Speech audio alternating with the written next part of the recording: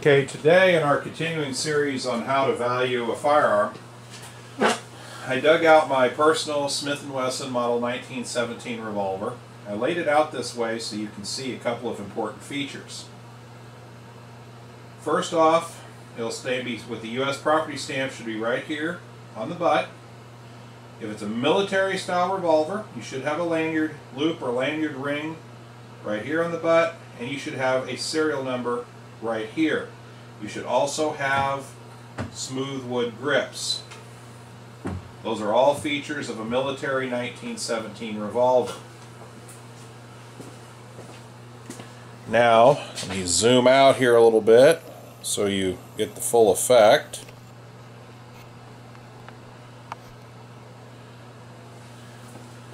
Okay. A couple more features that are important on this particular revolver is the cylinder was serial numbered to the gun, and there's a serial number here. There's also a serial number inside the yoke cut right here. All three of these serial numbers should match. If they don't match, you have a gun that's been put together with used parts. Nothing wrong with that. It may still function just fine, but it's not as desirable for collectors. Just so you know that all three of those serial numbers should match.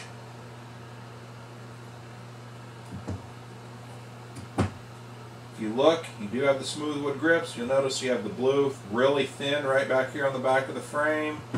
Virtually gone here on the bottom of the trigger guard. A little light pitting here. The rifling doesn't show up well on the camera, but this bore is in really good shape. All the numbers do match, in case you're wondering, on this particular revolver. Sight's proper. And one more thing that's important with this particular gun. I once owned one, and this was very common on these. The military ammunition sometimes didn't have enough oomph behind it, and the bullet would stick in the bore, usually right at the end. If nobody noticed in the heat of battle, why would you? And they fired another round, and I'm using this cast bullet for demonstration purposes, the bullet would drop clear inside the barrel, because if you fired it with instruction there, it would bulge the barrel and ruin it. As you can see, the bullet doesn't quite drop into the barrel. We'll use that one, then I've got three different examples here.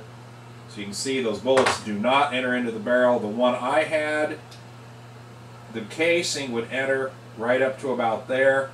The barrel was ruined. I looked for years trying to find a used barrel and never could find one. As you can see, with this sight cast formed as part of the barrel, you can't have a new one made very easily. Just something to watch out for on these is the bulged barrels. If the barrel is bulged, I wouldn't pay any more than parts price for it, maybe $100 if you needed some of the parts off of it for your original 1917. Overall, again, with the light pitting this revolver exhibits, everything is correct and complete. It is in good condition and should be valued accordingly. If you really push this one hard, you might get very good out of it, but I don't believe it's that good. I believe it is a perfect example of an antique good revolver. It is perfectly functional and shoots just fine. Thank you for watching.